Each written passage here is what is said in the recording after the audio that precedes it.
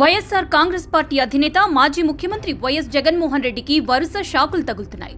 Why not 175 అని ఎన్నికల్లోకి వెళ్లారు. సిద్ధం అంటూ సభలు పెట్టారు. పెద్ద పెద్ద హామీలిచ్చారు. అలాగే 30 ఏళ్ల పాటు తానే అధికారంలో ఉంటా అంటూ గొప్పలు కూడా చెప్పారు. అయితే చివరికి వైసీపీ పరిస్థితి దారుణంగా తయారైంది. ఎన్నికల్లో వైసీపీకి కేవలం 11 స్థానాలు మాత్రమే వచ్చాయి.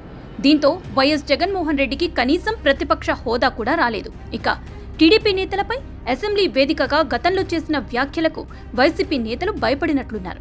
గతంలో జరిగిన అరాచకాలను, అవినీతిపై కూటమి ప్రభుత్వ పెద్దలు ప్రశ్నిస్తే వాటికి జవాబు చెప్పలేని పరిస్థితి. అందుకే అసెంబ్లీకి వెళ్లకుండా మొహం చాటేశారు. కొందరు ఎమ్మెల్యేలైతే అసెంబ్లీకి రాకుండా దొంగల్లా వచ్చి సంతకాలు చేసి వెళ్లిపోతున్నారని స్పీకర్ అయ్యన్న పాత్రుడు సభలోనే వ్యాఖ్యానించారు కూడా. ఇక జగన్ ఓడిన తర్వాత వైసీపీ పరిస్థితి రోజురోజుకు దిగజారిపోతోంది. కీలక నేతలంతా జగన్కి దూరంగా వెళ్లిపోతున్నారు.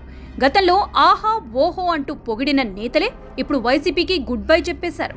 సొంత బంధువులు బాలినేని శ్రీనివాసరెడ్డి మొదలు అక్రమాస్తుల కేసులో సహనిందితుడు మోపిదేవి వెంకటరమణ వరకు అంతా జగన్కి దూరమైన వారే.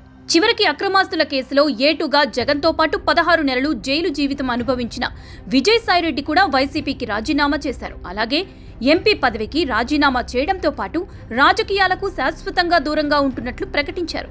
మాజీ మంత్రులు, మాజీ ఎమ్మెల్యేలు, ఎంపీలు, ముఖ్య నేతలు కూడా మా కొద్దు జగన్ అనేస్తున్నారు. జగన్ చుట్టూ కోట్రీ చేరిందనేది తొలి నుంచి వినిపిస్తున్న మాట. అధికారంలోకి వచ్చిన తొలి రోజు నుంచి కేవలం 2-3 నేతల మాటలనే జగన్ వింటున్నాడని, మంత్రులకు కూడా జగన్ అపాయింట్మెంట్ దక్కలేదనేది ప్రధాన ఆరోపణ. జగన్ చుట్టూ చేరిన కోట్రీలో ప్రధానంగా సజ్జల రామకృష్ణారెడ్డి, ధనుంజయ రెడ్డి పేర్లు మాత్రమే వినిపించాయి. ఇక పార్టీ నెంబర్ 2 స్థానం కోసం ఒక దశలో పెద్ద ఎత్తున ఆధిపత్యం పోరు జరిగింది. ఇందులో ప్రధానంగా సజ్జల రామకృష్ణారెడ్డి, విజయసాయిరెడ్డి, పెద్దిరెడ్డి రామచంద్రారెడ్డితో పాటు జగన్ సొంత బాబాయ్ వైవి సుబ్బారెడ్డి పేరు కూడా బాగా వినిపించింది. ఎన్నికల ఫలితాల తర్వాత సజ్జల రామకృష్ణారెడ్డి వల్లే పార్టీ ఓడిపోయిందనే మాట బాగా వినిపించింది.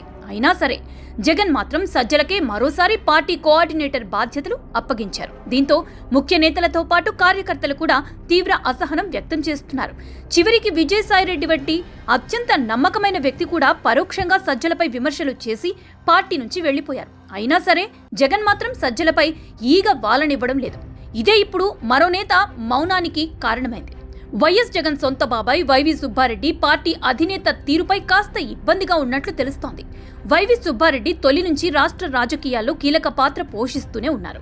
ఆయనకి ప్రత్యేక ఫాలోయింగ్ కూడా ఉంది. అందుకే జగన్ అధికారంలోకి వచ్చిన వెంటనే కీలకమైన తిరుమల తిరుపతి దేవస్థానం బోర్డు చైర్మన్ గా వైవిని నియమించారు. 2 సార్లు వైవి పదవి దక్కించుకున్నారు. 4 ఏళ్ల పాటు చైర్మన్ పదవిలో ఉన్న వైవి సుబ్బారెడ్డి హయాంలోనే ఎన్నో అక్రమాలు జరిగినట్లు ఆరోపణలు వెల్లువెత్తాయి. ఆ తర్వాత చివర్లో వైవికి రాజ్యసభ అవకాశం ఇచ్చారు జగన్. అలాగే పార్టీ రీజనల్ కోఆర్డినేటర్ గా నియమించారు. ఇక ఎన్నికల్లో వైసీపీ ఓటమి తర్వాత సుబ్బారెడ్డి వ్యవహారం అందరినీ ఆశ్చర్యానికి గురిచేస్తోంది. కనీసం పార్టీ కార్యక్రమాల్లో కూడా ఎక్కడా కనిపించడం లేదు. టీడీపీలో గతంలో అక్రమాలు జరిగాయనే ఆరోపణలను కూడా కూటమి సర్కార్ చేస్తోంది. అయినా సరే 4 ఏళ్ల పాటు చైర్మన్ పదవి నిర్వహించిన వైవి సుబ్బారెడ్డి మాత్రం ఎలాంటి వివరణ ఇవ్వలేదు.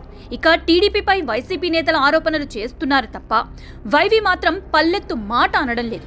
గోశాల వివాదం, వైకుంఠ ఏకాదశి టిక్కెట్ల తొక్కిసలాట ఘటన, క్యూలైన్లో భక్తుల ఆందోళన వంటి విషయాలపై కూడా వైవి మాట్లాడలేదు.